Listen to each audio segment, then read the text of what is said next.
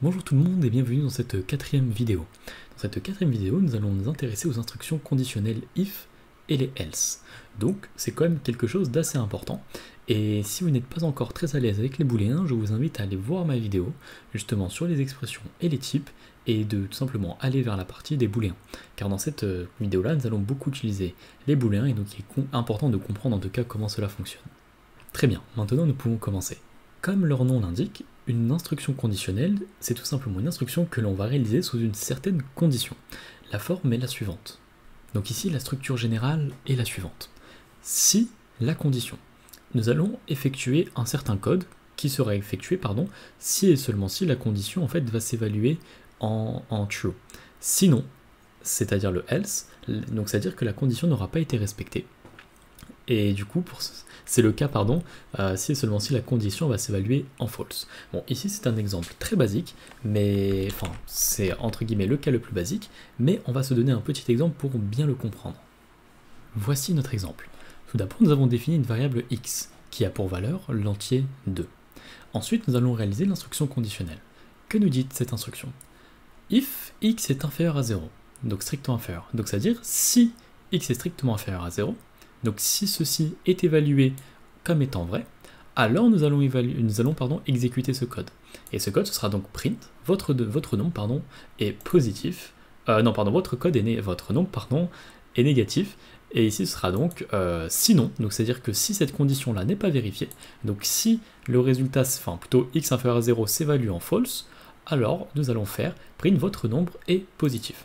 Parce que si ça s'évalue en false, c'est-à-dire que x n'est pas inférieur à 0, c'est-à-dire qu'il est donc supérieur à 0. Dans notre cas, nous voyons ce que nous avons. Nous avons donc x est égal à 2, et ensuite if x inférieur à 0. Est-ce que l'expression x inférieur à 0, strictement inférieure ici, va donc s'évaluer comme étant vrai ou comme étant fausse? Puisque x vaut 2, est-ce que nous avons 2 inférieur à 0? Non, c'est faux. Donc l'expression x inférieur à 0 va simplement s'évaluer en false. Par conséquent, nous allons effectuer ce qu'il y aura ici dans le else. Et donc, nous allons simplement afficher votre nombre est positif. Si nous faisons exécuter, ça va bien renvoyer votre nombre est positif.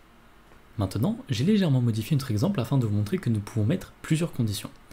Tout d'abord, nous avions quoi ici? Nous avions donc if x inférieur à 0, alors nous allions exécuter ce code-là.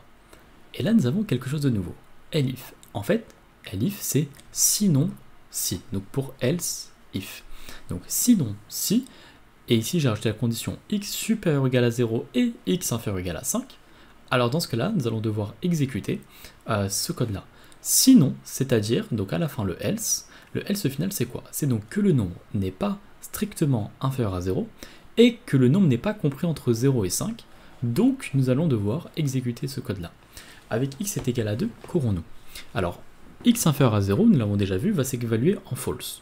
Qu'en est-il pour x supérieur ou égal à 0 et x inférieur ou égal à 5?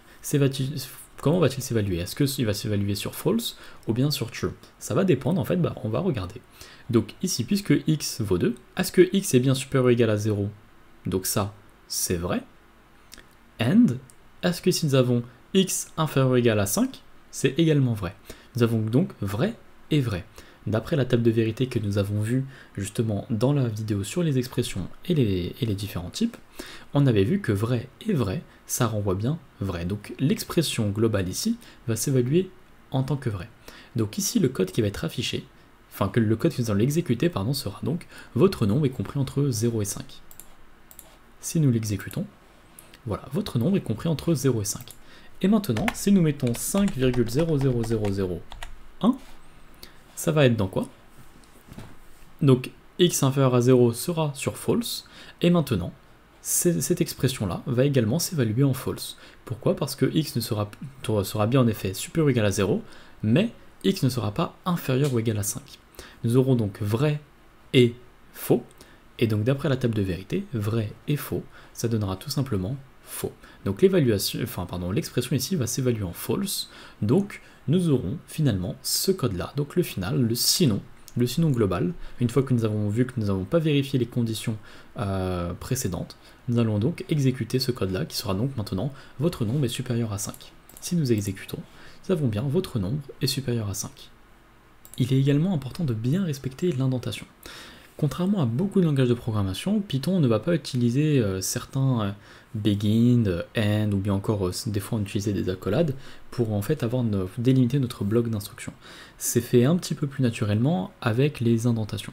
Qu'est-ce qu'une indentation? Regardez bien, ici par exemple entre le print et le if, j'ai mis une indentation. Une indentation correspond à 4 espaces ou bien tout simplement une tabulation. C'est au choix, mais vous verrez que vous allez plutôt utiliser la tabulation. C'est important de bien le respecter, parce que si vous ne le faites pas, par exemple quand on a une structure de contrôle ici comme notre instruction ici conditionnelle, et bien en réalité la séquence d'instructions qui va être un peu subordonnée, donc ici c'est par exemple le print, doit en fait avoir une indentation qui va être supérieure à la séquence qui l'englobe. Donc ici c'est le if. Donc tout ce qui va être dans la condition qui va être vérifié, donc si on fait if x inférieur à 0, si c'est vérifié, tout ce que l'on veut afficher, en fait, ou tout ce que l'on veut exécuter si on respecte cette condition-là, puisqu'elle est subordonnée justement à cette séquence-là du if qui sera entre guillemets englobante, on va devoir mettre justement une tabulation. Et là, si on remet maintenant un if, donc quelconque, on peut mettre x inférieur par exemple à -2, et bien là, je vais tout simplement devoir remettre quelque chose. Donc ici, nous allons devoir remettre, par exemple, nous allons mettre print inférieur à -2,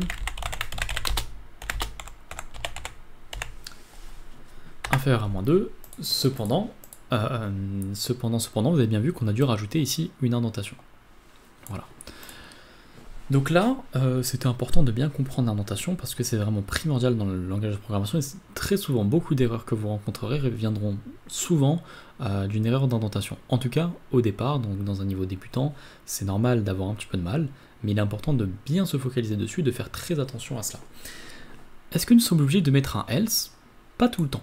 Pas tout le temps, ça va dépendre de ce que nous voulons. Par exemple, imaginons que nous ayons if inférieur à, si x est inférieur à 0, print votre nombre est négatif. Si on ne met pas de else, ça va tout simplement rien renvoyer. C'est aussi simple que ça.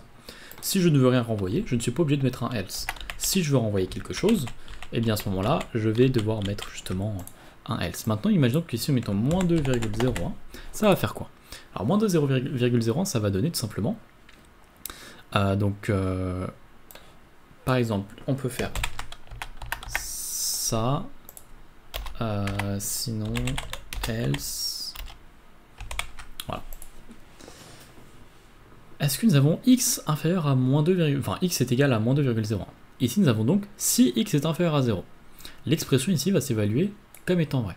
Par conséquent, on va rentrer dans cette maintenant séquence entre guillemets subordonnée. Donc là, les instructions qui vont être donc subordonnées par rapport à cette justement condition qui aura été respectée.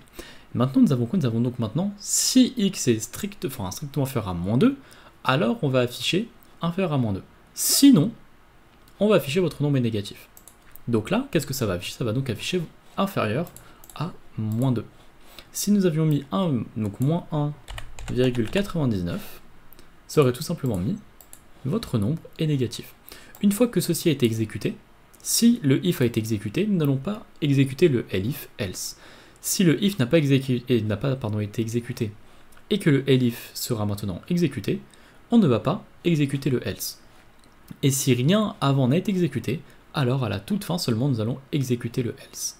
Il est également important de savoir que vous pouvez mettre autant de elif que vous le désirez. Vous pouvez en mettre 10 si vous le souhaitez, vous pouvez en mettre 100, 1 milliard. Ceci, c'est tout simplement à votre convenance, donc vous n'êtes absolument pas limité, vous pouvez mettre autant de conditions que vous le désirez. Mais attention, plus vous aurez de conditions, plus ce sera difficile à traiter, en tout cas de ne pas vous perdre dans votre code, mais vous pouvez techniquement en mettre autant que vous le désirez. Afin de conclure, je vous propose de créer un petit code qui permettra de déterminer s'il y a des solutions réelles ou non pour une équation du second degré. Alors, ceux qui ne savent pas comment faire, je vous invite à regarder ma vidéo sur comment résoudre une équation du second degré, mais une équation du second degré de la forme ax plus bx plus c est égal à 0. Donc ici, ce que nous devons faire, c'est qu'on va s'amuser tout simplement juste à calculer le discriminant. Donc tout simplement, nous allons avoir par exemple 3 variables. Donc on va mettre a, b et c. Si par exemple nous prenons le polynôme 3x au carré moins 2x plus 6, ça fait donc a qui vaut 3, b qui vaut moins 2, et c qui vaut 6. Que vaut maintenant le discriminant? Le discriminant, c'est tout simplement, alors ce sera donc b au carré, donc c'est b à la puissance 2, moins 4 fois a fois c. Très bien. Donc nous allons donc faire avec la condition. Alors, quelles sont les solutions qui existent? Si le discriminant est strictement positif, il y a deux racines réelles distinctes. Si le discriminant est nul, il existe une racine double réelle.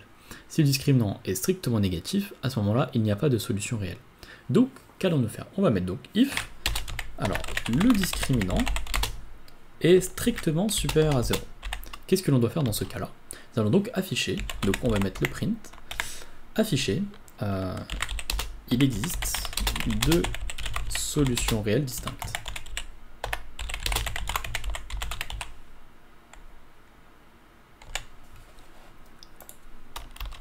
Sinon, donc là nous avons sinon, si le discriminant est nul, donc ce sera un elif, donc if elif discriminant égal 0, attention c'est un test d'égalité, donc c'est pas seulement égal à 0, si je mets égal 0, ça ne fonctionnera pas. Ça ne sera pas un test d'égalité. Donc ça va pas renvoyer, on ne va pas avoir une évaluation dans un booléen. Donc c'est important qu'il y ait bien toujours vos if, etc. Ce qu'il y aura après, donc if, elif, il faut vraiment que ce soit une évaluation à la fin qui doit vous rendre un booléen. Sinon ça ne va pas fonctionner, tout simplement.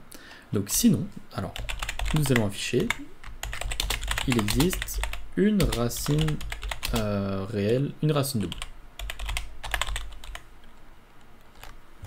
Et enfin, pour conclure, si donc le discriminant n'est pas strictement positif et qu'il n'est pas égal à 0, donc c'est-à-dire qu'il est strictement négatif, donc else, donc puisqu'il est strictement négatif, il n'y a pas de solution réelle.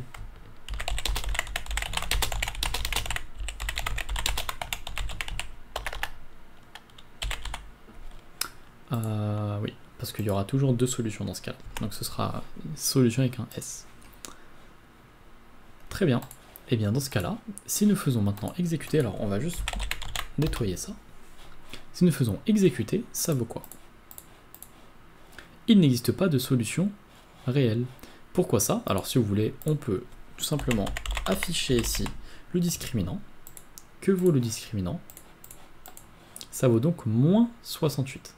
Ce qui fait donc alors b au carré, du coup c'est 4, moins 4 fois 3, donc 12 fois 6, donc en effet 12 fois 6 ça fait 72, et donc nous avons 4 moins 72 qui fait bien moins 68. Donc il n'existe pas de solution réelle. Si maintenant nous avions ici par exemple un moins 3, le discriminant vaudrait 76, et maintenant il existe deux solutions réelles distinctes. Et enfin, si tout est nul, on va mettre du 0 partout, par exemple. Ça peut fonctionner de mettre du 0 partout. Voilà, ça fait donc, il existe une unique, donc il existe une racine double. J'espère que cette vidéo-là aura été claire et comprise par toutes et tous. Si ce n'est pas le cas, n'hésitez pas à me poser des questions dans les commentaires, car en effet, c'est quelque chose de très important de maîtriser, c'est justement les instructions conditionnelles if et else. Et j'espère en tout cas que toutes et tous vous pourrez bien vous débrouiller. En tout cas, je vous remercie d'avoir été jusqu'au bout de cette vidéo-là. Pour ma part, je souhaite à toutes et à tous de passer une excellente journée ou bien une excellente soirée en fonction de quand est-ce que vous regarderez cette vidéo. Et puis prenez soin de vous et que la paix soit sur vous.